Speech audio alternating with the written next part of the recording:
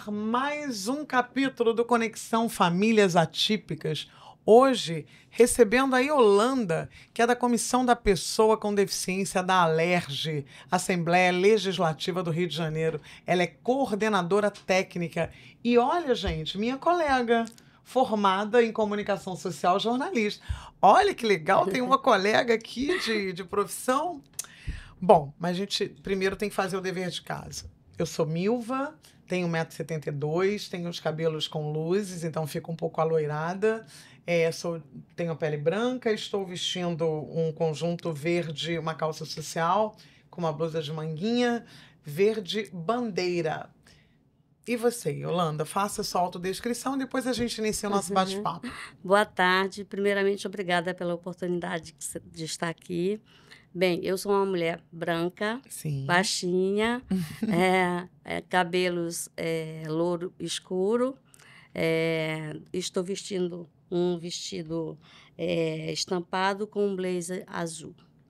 Ótimo.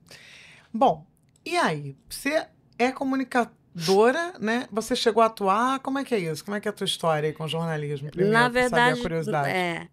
eu cheguei a trabalhar em assessoria de imprensa Aham, com o ex-deputado federal Otávio Leite. sim. Quando ele foi vereador, foi o meu primeiro trabalho com ele na assessoria de imprensa. Mas aí, logo em seguida, veio o convite para assumir a chefia de gabinete, e aí eu acabei saindo da área e indo para essa parte política, né, onde estou até hoje. Eu acho que ele era uma pessoa de percepção boa, porque percebeu que você está, né? Te colocou para um outro lugar e com certeza deve estar exercendo esse outro lugar bem até hoje. Pois é. E a partir de que momento você se insere nesse contexto da pessoa com deficiência? Na verdade, foi justamente com ele, com Sim. o ex-deputado Otávio Leite. Ele, quando foi no governo do então Marcelo Alencar, ele foi convidado para ser secretário de governo, e dentro da estrutura da secretaria tinha uma coordenação voltada para a pessoa com deficiência. Mas ela tinha na estrutura, mas ela não, o conselho não existia. E o Otávio achou aquilo um absurdo. Então, ele começou a oxigenar o conselho, e quando ele saiu da prefeitura, ele foi eleito vereador, e aí ele passou a pauta principal dele ser a causa da pessoa com deficiência, né? Legislar, fazer Sim. várias leis. Sim. Ele tem várias leis importantes aqui no estado, no município e no estado, todas dele. E aí eu acabei, como chefe de gabinete, não tem como a gente não Fugir. sair Sim. da causa. E aí a gente vai se envolvendo cada vez mais, né? Então, trabalhei com ele por foram, na verdade, 34 anos trabalhando com ele, 33 como chefe de gabinete. E então, quando ele deixou a política, aí veio o convite do deputado Fred Pacheco, para ser coordenadora da Comissão da Pessoa com Deficiência, justamente por ter todos esses anos trabalhando na causa. Nossa, e vocês trabalham muito, né? Para quem Sim. não sabe, qual é o trabalho efetivo da comissão? A comissão, ela é uma comissão que o papel principal dela é dar parecer a todos os projetos que passam pela casa e que tem a ver com a pessoa com deficiência. Mas na nossa gestão a gente deu uma mudada nisso aí. Por quê? Porque a gente passou a ser procurado demais. A comissão era uma comissão que praticamente não existia, e aí a gente assumiu, nós resolvemos fiscalizar, atender ao público, tirar dúvidas e demandas que chegavam na comissão. Então, a comissão tem esse papel de fiscalizar os órgãos, por exemplo, que são do governo, que não estão adaptados,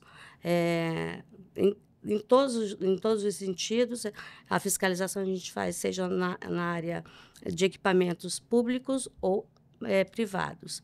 Então, por isso que a gente trabalha tanto, porque todo dia está na rua. E assim, se uma pessoa, por exemplo, tem alguma coisa com a qual ela não concorda, ela vê algum tipo de irregularidade voltado para o direito dela, ela pode procurar essa comissão? É, Como é que funciona isso? Para as pessoas que vão nos ouvir. exatamente. A comissão, a gente está lá de segunda a sexta, de 10 às 17 horas, para o Uhum. atendimento ao público. Então, a gente chega lá, as pessoas com todas as dúvidas que você possa imaginar. E aí a gente tira todas as dúvidas, a gente mostra para eles quais são os direitos deles, porque muitos não sabem.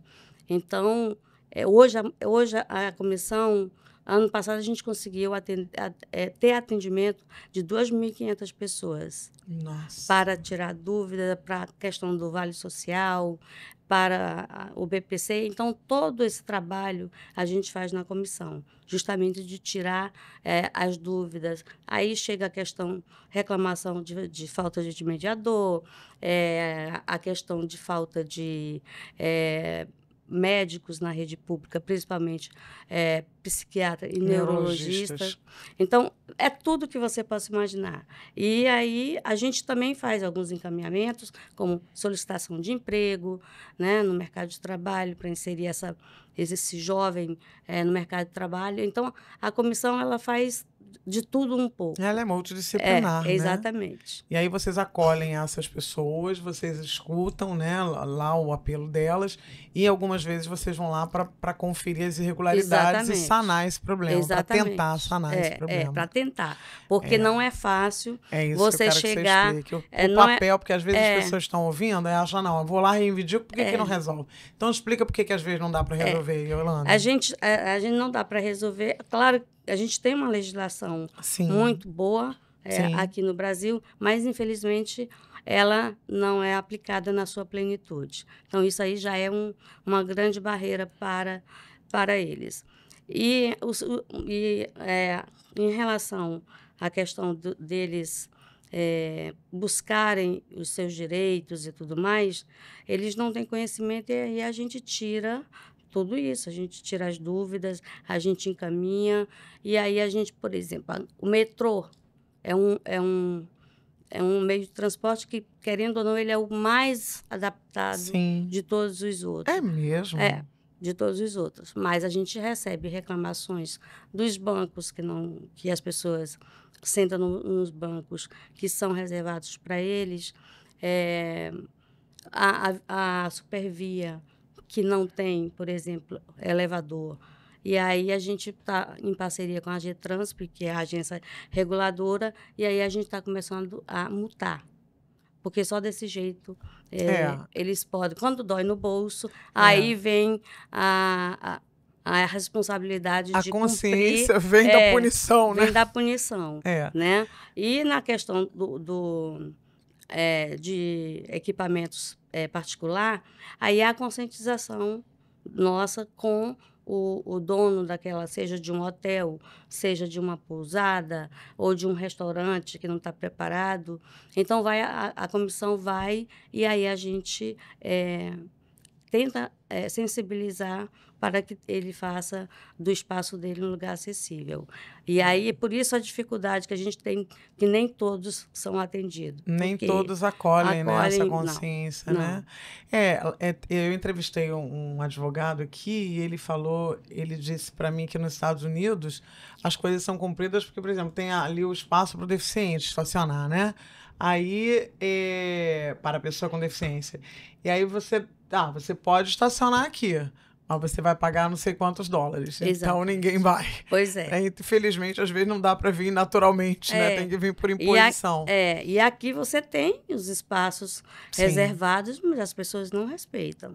Por exemplo, no metrô teria que ter um fiscal, né? Porque, por exemplo, metrô num horário de pico, como fazer isso? Você imagina para uma pessoa com deficiência, como deve ser difícil esse translado, né? Sim, sim. E aí você pega, quer dizer, todos os tipos de deficiência, mas hoje uma que está latente, né? Que é a questão do autismo. As pessoas não têm o conhecimento, por exemplo, a criança que está gritando, ela está em crise. Sim, está desestabilizada. Está desestabilizada. E mesmo usando o cordãozinho e tal, mas as pessoas não sabem o que significa. Não. Então, a conscientização a gente tem que fazer não somente para os órgãos, mas também para a sociedade. Agora, é engraçado, né, Yolanda? Você falou que um grande problema que você identifica para esse descumprimento, né, de todas essas demandas aqui, você falou, né, que os problemas mais gritantes, na verdade, é a desinformação, a falta de acessibilidade e a mediação. Mas a gente, por exemplo, tem tantas campanhas, né, fala, por exemplo, tem o Dia do Autismo, mas você acha que falta ir além? Sim. O que você acha que falta? Ir para as escolas, ir para as universidades, para as empresas, mandar pessoas para darem palestras? O que você acha que falta? Não, eu acho que falta exatamente isso. A gente, enquanto legislativo, não dá para fazer, mas o executivo precisava fazer, né? E as escolas, dar um treinamento, porque eles não estão preparados. Hoje, a questão do mediador, ele é gritante, porque você não... Primeiro que não fizeram um concurso. Então, você tem uma rede municipal com 1.566 escolas só no município do Rio de Janeiro. E você tem menos de 2.000 mediadores. Nossa. E nós estamos falando de 1.566 escolas com um número de alunos só aluno com deficiência, 22.000. E você tem 2.000 cuidadores. Então, a conta não fecha. Não fecha. E como é que uma professora, se você tem 3 crianças com deficiência, aí vamos colocar vários tipos de deficiência. Um autista, um cadeirante, um deficiente visual, um auditivo. Como essa professora vai... Fora que ela tem que lidar com outros, né? Com todas as demandas que a gente sabe que o aluno tem, né? Porque aluno não é fácil. Eu fui aluno um dia, você também. Sim. A gente sabe que uma sala de aula, às vezes, parece mais nem sei o que, né? Exatamente. Então, E aí, quando eu falo da questão da conscientização, é exatamente essa. E também, que é uma coisa que eu não me canso de repetir, que é a questão do gestor, da falta de responsabilidade e de compromisso dos gestores na adaptação desses equipamentos que fazem parte do patrimônio do governo. Isso, você fala do gestor público e do gestor também... seja ele público seja ou privado. Porque as pessoas que têm suas escolas, né, que têm que ter essa preocupação. Mas você acha que isso já melhorou já tem melhorado um pouco, né, Yolanda? Tem melhorado. Que já foi, né? Para o que já foi, melhorou bastante, mas a gente precisa avançar muito. Ainda tem muita coisa para avançar na questão do transporte urbano. A gente precisa realmente avançar. É uma vergonha. As empresas de ônibus não se preocupam muito com essa questão eu acho quase que nem todo mundo usa ônibus, né? Mas... não, mas o deficiente usa muito. Usa, né? Usa muito. Ele usa o trem, ele usa o metrô, ele usa o ônibus, porque a maioria é de uma condição financeira muito baixa, né? Menos privilegiada. E ele usa, assim. Mas eles não estão preocupados por quê? Porque também não existe o compromisso das empresas de treinar aqueles funcionários. Né? Assim como eles também não têm a responsabilidade de comprar os veículos já adaptados. E quando estão adaptados, o funcionário não sabe manusear. Eu já vi isso acontecer. A pessoa não conseguia descer aquela, né? Muito complicado isso. Então, a gente tem... São vários... A gente diz avançamos, mas a gente precisa avançar muito mais. A gente está falando de uma cidade turística no Rio de Janeiro. E a gente está falando aí de uma realidade que, por exemplo, da questão das pessoas dentro do espectro autista, né? Dessa projeção que eu sempre repito aqui, porque eu acho que as pessoas precisam saber disso, que a projeção lá, ONU, né? Que em 2030, cada 2 pessoas que nascerem, uma será, né? Estará dentro desse espectro. Então, a gente precisa preparar o mundo, né? Sim. Ou você vê, não tem como fugir, não né? Tem como fugir. E a questão do autismo, então, a gente se preocupa muito com essa esse crescimento, porque o Brasil tem muito aquela coisa do modismo, e isso me deixa muito preocupada, né? Porque para você fechar um diagnóstico de uma criança com autismo, você precisa leva assim um tempo. Hoje, até uma psicóloga fecha um diagnóstico que está completamente errado, não é o papel dela. Ela é importante no tratamento dele, mas ela não é a pessoa responsável para laudar. A gente não está questionando a capacidade de nenhum psicólogo, mas está questionando assim, porque existem habilidades específicas para cada área, né? Sim, isso quem faz, né, é um outro nicho da medicina que faz isso, né? Sim. Que é o neurologista e o psiquiatra. E tem muitos adultos também hoje assim, com esse tipo de laudo, né? Sim. Por conta do nível esporte 1 que hoje existe, que antigamente não era muito falado, né? E hoje em dia praticamente todo mundo se coloca como autista. Né? E, na verdade... E qual é o risco disso, Yolanda? Esse é que é o nosso medo, né? Vamos falar disso.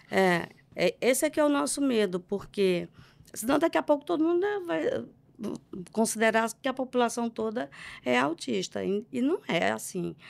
Eu acho que aí vem a irresponsabilidade dos médicos, né?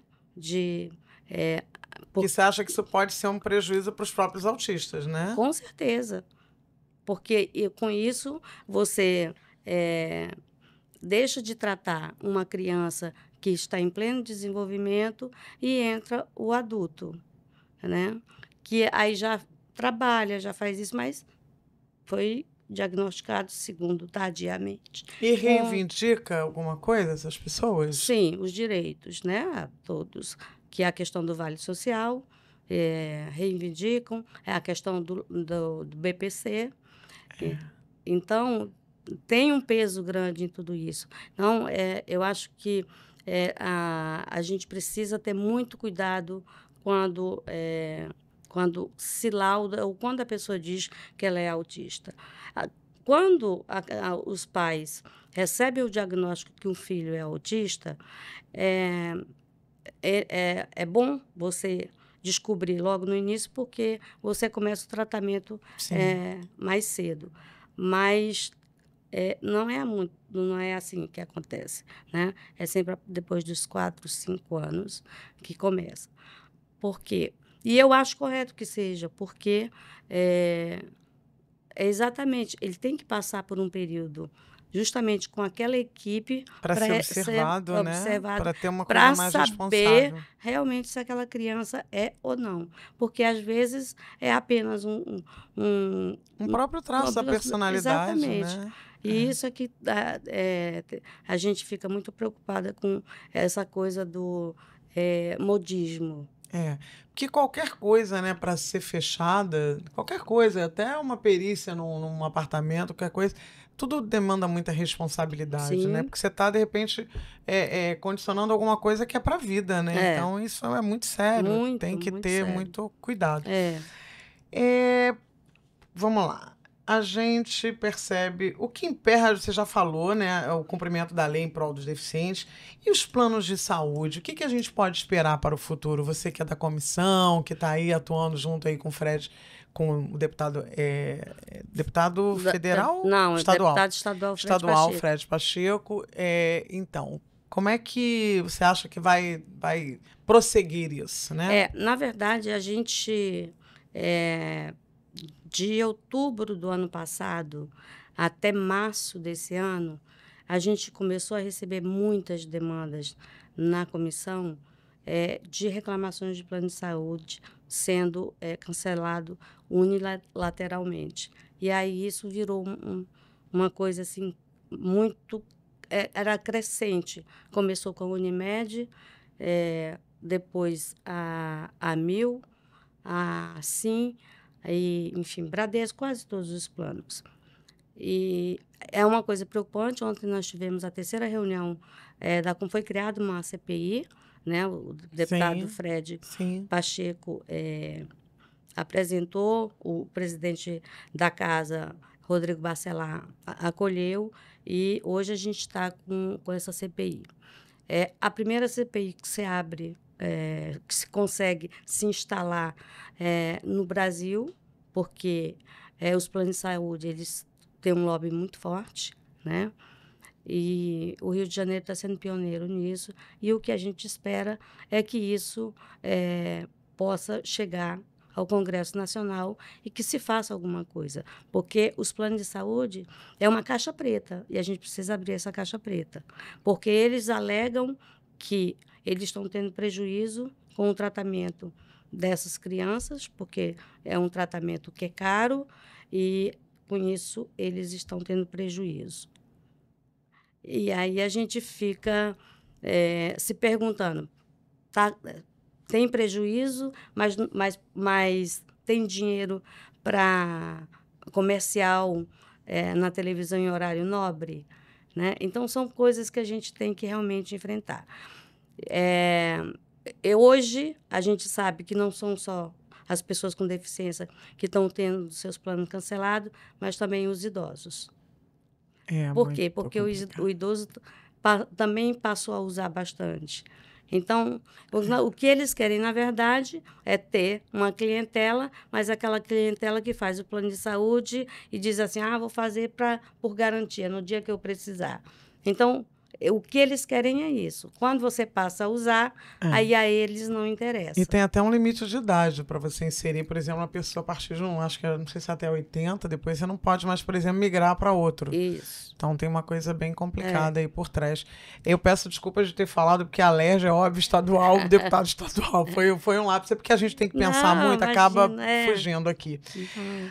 Que bom que vocês estão aí atuando nisso e então vocês podem esperar, a gente tem fé nessa equipe, né? Que as coisas vão mudar, né? Ontem foi tensa, foi uma reunião tensa, estavam presentes, né?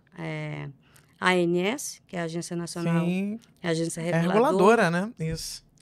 Aí você descobre o lobby grande que é. Entraram na justiça para derrubar a CPI, foram com liminar ontem para não responder as perguntas. Então, a gente está lidando aí com uma situação bem complexa. Eu acho bom você trazer isso, porque às vezes a gente acha que não resolve porque não quer, e não é assim, né? Às vezes são tantos processos para a gente chegar à resolução de alguma coisa, né? E eles não estão cumprindo liminar, tá? Não cumprem liminar. Não estão cumprindo. E aí? E não acontece absolutamente nada. Mas não teria que... Desculpa, eu sou leiga. Não teria que ter uma punição? Sim. Uma multa, alguma coisa? Aí, segundo a ANS, ela está aplicando. Só que, na verdade, ela não aplica... Até agora não aplicou absolutamente nada. Porque a ANS, quando o presidente da ANS, o Paulo Rebelo, esteve com a gente... Ele falou assim, que quando você entra com um processo reclamando, esse processo leva até 2 anos para a ANS resolver. Então, 2 anos? Você aí, a criança já até morreu. E eles estão cancelando planos de pessoas que têm... necessidades iminentes, né? Sim, e que têm home care em casa. Home care? Então a pessoa morre, né? Porque se for tirado aquele aparato, como é que faz? É uma coisa... Eu ontem até falei para o deputado Fred, falei, deputado, realmente um ato de assassinato que eles estão fazendo. Nossa, eu não imaginava que era desse nível, não. Mas está terrível. Está terrível. Mas isso aí caracteriza, isso é uma negligência, né? Sim. Você está descumprindo completamente a função a que você se propõe. Por isso que a gente, enfim, a gente convidou a ANS, os outros todos foram convocados, e é claro que as respostas não foram a contento, então a gente vai convocar novamente, mas vai estar Ministério Público, ter que se posicionar, o TJ, a Defensoria Pública, enfim, todos esses órgãos, porque como é que não se cumpre uma liminar, né? Aí são muitos braços, né? Exatamente. Nossa, que responsabilidade. Trabalho bonito, gente, da comissão. Parabéns à comissão da pessoa com deficiência aí na Alerj, atuando, né, de forma aguerrida. Quais são as principais leis que protegem as pessoas com deficiência? Por exemplo, eu estava lendo um folder porque eu não consegui imprimir, gente, que ela me mandou, não deu tempo aqui. Mas, por exemplo, eu vi até assim que os cinemas, eles têm uma obrigatoriedade de passar uma sessão. Fala um pouco assim dessas que são mais, de repente, que são totalmente desconhecidas e que as pessoas vão gostar de saber. Fala alguma dessas leis pra gente. Tem a lei que é a lei da gratuidade, né? Sim. Nos eventos culturais, que é super importante para eles, porque eles precisam, sim, né? se divertir como qualquer outra pessoa. Na verdade, tem a gratuidade e tem nos jogos, no Maracanã tem gratuidade. Então, quantos você sabe mais ou menos, só para que as pessoas não fiquem... você tem um limite, se é dado uma cota por jogo, é dado uma cota por exemplo, peça de teatro, como é que é? Você sabe como funciona? Não tem cota. Não. E qualquer tipo de deficiência? Tipo de deficiência. Você comprovou? Comprovou, você vai assistir gratuitamente. Olha, gente, que dica boa. Que mais? O cinema, que você falou uma sessão... uma sessão voltada só para a pessoa com deficiência. Hoje, principalmente por conta da questão do autismo, que tem que ter todo o preparo. Isso, por causa da questão do... Exatamente.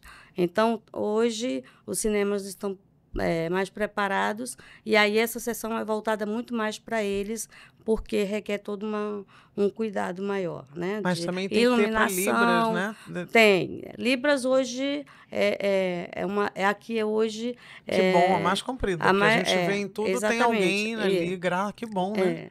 Então, isso já ajudou bastante. O deficiente visual ainda tem muita dificuldade, porque nem todos os programas de software estão disponíveis e são materiais muito caros, né?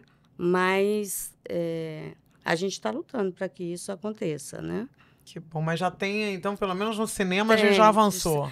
No cinema e nos jogos no Maracanã, né? Seja Maracanã, seja São Januário, que são os dois que temos aqui, mas tem a gratuidade.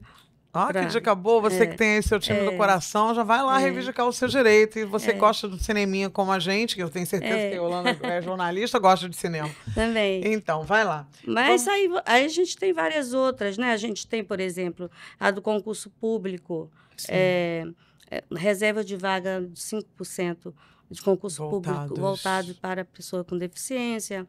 Você tem o estacionamento, né? A lei do estacionamento, que é a vaga reservada com gratuidade também para a pessoa com deficiência. Muitos não querem cumprir, muitos descumprem, mas aí é o papel que a prefeitura tem que fazer de fiscalizar enquanto gestora, né, e responsável os estacionamentos na cidade, seja ele público ou privado. Deixa eu te perguntar uma coisa. Você falou da maternidade solo, né? Que é uma realidade, assim, a gente sempre conversa disso aqui, mas eu sempre acho importante trazer, porque é um tema muito importante. O que você acha que tem motivado esse crescimento aí dessa realidade? A gente, desde quando nós começamos na causa da pessoa com deficiência, a gente sempre notou que é sempre a mãe que está à frente de tudo, né? Para levar aquela criança seja para a escola, tratamento e tudo mais. E tem aquela coisa, né? O pai, é óbvio que não são todos os pais, mas 90% dos pais, quando eles descobrem, e aí começa a luta dentro de casa e tudo mais, aí também a gente vai falar do desajuste familiar. Então, acho que junta tudo e com um pacote isso, só, né? Um pacote só. Com isso, o pai abandona o lar e essa mãe, ela acaba se tornando uma mãe solo. Precisamos rever isso, né? E deixa eu te perguntar uma outra coisa. As pessoas, por exemplo, a situação dos pais, por exemplo, que têm o DPC-LOAS, aí seus filhos morrem, né? e ou morre, ou tem alguma coisa e perde esse DPC. Essas pessoas ficam ali, cuidar de quem cuida, né? Você tá ali, você cuida, você se dedica àquela criança, né? Ou aquele adulto ou jovem, e aí, de repente, você perde por algum motivo. Como é que essas pessoas fazem? Elas têm alguma lei que as protege? Não, não tem. Não temos lei. O benefício é somente para a pessoa com deficiência. E aí é a grande preocupação que a gente tem em relação às famílias e principalmente essas mães e principalmente as mães solo, né? Porque a maior parte da sua vida ela dedica ao filho. E Sim. se aquele filho morre, ela já está com uma idade avançada, ela não vai para o mercado, ela não conseguiu se qualificar. Sim. E ela não consegue entrar no mercado de trabalho. Então, essa é uma grande preocupação que a gente tem, que o deputado Fred Pacheco tem, da gente tentar ver de que forma a gente pode ajudar essas famílias. E tem hoje, que foi apresentado ano passado, um projeto de lei do senador Paulo Paim, que estende o BPC para as mães. Mas é uma coisa muito difícil de passar, porque é um projeto que traz custos para o governo e você tem que mostrar de onde vai a fonte. A Previdência vai. Porque. Então, mas pelo menos já tem um projeto que até então não tinha absolutamente nada, né? E aí, e a preocupação delas também elas morrendo, aonde essas crianças vão ficar? Porque hoje a gente não tem aqui, pelo menos aqui no Rio de Janeiro, uma instituição, uma casa que, por exemplo, de acolhimento e que fique com essa criança. Então, essa criança ela fica com alguém da família vai ter que cuidar. E essa pessoa vai envelhecer também, né? Como é que vai ser quando for idoso? Já tem tantos idosos abandonados, exatamente, né? Realmente. E deixa eu te fazer uma outra pergunta, duas, né? Primeiro eu tenho que falar da importância do terceiro setor. Eu queria que você falasse disso antes de qualquer coisa. Eu sou apaixonada pelo terceiro setor. Eu também já me apaixonei já também. Eu sou apaixonada porque eu visito várias instituições na capital, no interior, e eu sou apaixonada pelo trabalho que eles fazem, pela sublime, dedicação, pelo cuidado que tem. Aquelas que têm convênio, seja com a prefeitura, seja com o governo do estado, através da FIA, sofrem muito porque trabalhar com o poder público não é fácil, porque nunca o pagamento sai em dia. Então, eu digo que elas fazem milagres e providência divina, porque é uma luta. E tem todos os profissionais que você imagina. Eu sou uma que, quando chega na comissão, as pessoas, a maioria, e hoje é uma demanda grande, buscando local para terapia. Eu corro para o terceiro setor. Gente, pelo amor de Deus, me ajude. Eu estou com uma criança que ela precisa. Né? E outra coisa, o terceiro setor ele é de extrema importância. Por quê? Porque o governo não tem braço para tudo isso, para atender. Então, com o terceiro setor que, na verdade, faz o papel que o governo não faz. Temos que olhar com muito carinho para o terceiro setor, porque, na verdade, é um parceiro, né? Parceiro forte. E passam 3, 4 meses sem receber, né? E continuam trabalhando, e fazem rifa, e fazem isso. Gente, é muito amor. É genuíno. Eu não tinha ideia. Eu estive dentro de uma instituição e eu fiquei assim... pasma, porque a gente não tem esse tipo de informação. As coisas que vêm para a gente é totalmente diferente, né? Porque as pessoas acham que as pessoas estão ali para ganhar dinheiro. Meu Deus. E não ganha. Não ganha nada. Não ganha, absolutamente. Não fecha a conta. Não tem como fechar. Tem tanta demanda que não tem como. Pelo contrário, falta dinheiro, não sobra para ninguém. Vocês recebem muitas denúncias de abuso ou maus tratos para com os deficientes? Muito. É mesmo, muito, Yolanda? Muito. De violência sexual, de abuso psicológico, Você não tem ideia de como isso tem crescido É mesmo, no meio Yolanda? da pessoa com deficiência, assim como também tem crescido suicídios. Suicídio também. As mães, principalmente mãe de autista e mãe solo, que principalmente quando se trata da criança com autismo de suporte de nível 3. E essa mãe, como não tem tratamento, essa criança ela se autoagride, agride a mãe, e aí não toma a medicação porque não tem, né? Porque são todos remédios muito caros. E aí ela chega o desespero e aí ela mata a criança, depois ela se suicida. Meu Deus. E tivemos um caso ontem, né? Ontem, em Saquarema. Né? Uma mãe matou o filho, mas ela não teve coragem de se matar. Mas ela tirou a vida do filho. Mas acabou com a vida dela, né? Acabou, de qualquer forma, tá... Acabou com a vida dela. Morreu ali, porque uma mãe... Sim. Nenhuma mãe nasce pra... Né? Não. Isso deve ser de um desespero. Gente, vamos olhar com cuidado para essas pessoas, né? Precisa cuidar de quem cuida, Precisa, né? a gente precisa. E eu estava até conversando com a primeira-dama, um dia que a gente teve uma reunião com a Analine Castro e o deputado Fred.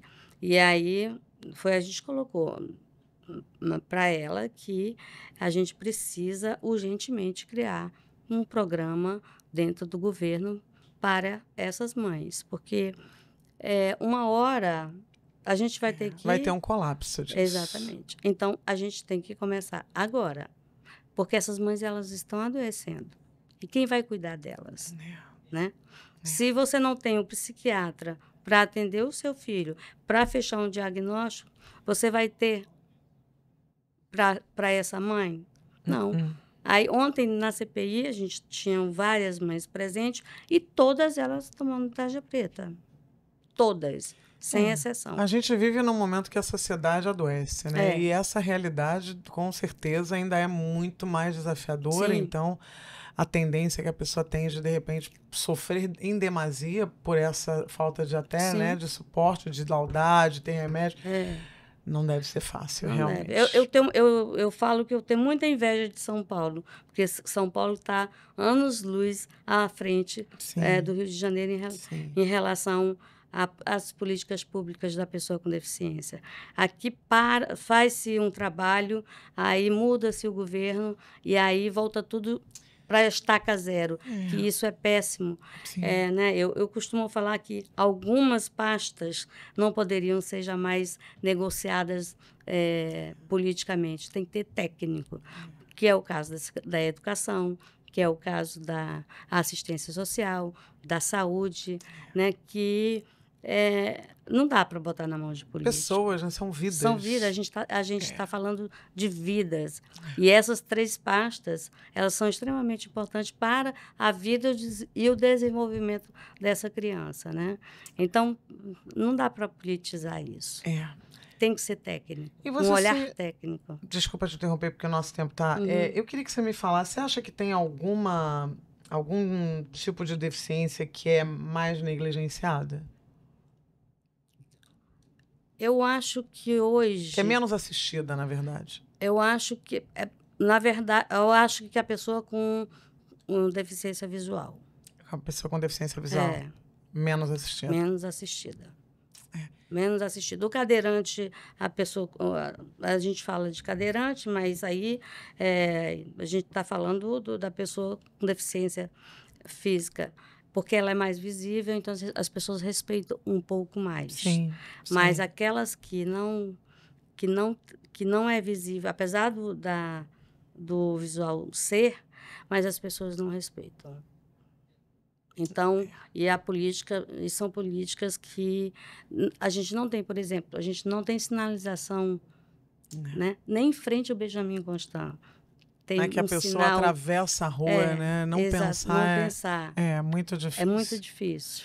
Sabe? Yolanda, o nosso tempo está chegando ao fim. Queria que você deixasse uma mensagem, um papo maravilhoso. A gente ficou sabendo de coisas muito legais, muito importantes, né? E algumas até um pouco dramáticas, né? De Sim. saber, mas é importante que a gente saiba para que a gente busque soluções. Sim. Queria que você deixasse uma mensagem. Quero te agradecer primeiro e pedir para você deixar essa mensagem para quem vai nos ouvir. A minha mensagem é agradecer a oportunidade Deixa de um estar arroba, aqui. se puder, da comissão. E agradecer em nome do deputado Fred Pacheco, que está presidente da comissão e nos deu essa oportunidade de estar lá como coordenadora, né? A comissão, a gente tem lá o nosso WhatsApp, que é 9922... não, 9911 25 26. 99... 9911 2526. 99911 2526. Tem um arroba? Pode seguir vocês em algum lugar? Tem um arroba comissão, rj.com. Ok. Nessa despedida, eu quero aproveitar para convidar o deputado Fred Pacheco, que tem feito trabalhos belíssimos. A gente quer muito ouvi-lo. Estamos esperando o senhor, deputado. Quero agradecer mais uma vez, Yolanda. E se você gostou, aproveita as dicas. Hoje o Conexão deu dicas assim valiosas para você. E se você está gostando da nossa programação, você vai lá, você curte, compartilha, comenta, faz perguntas e ativa as notificações no sininho. Muito obrigada por ter ficado com a gente. Até o próximo. Obrigada.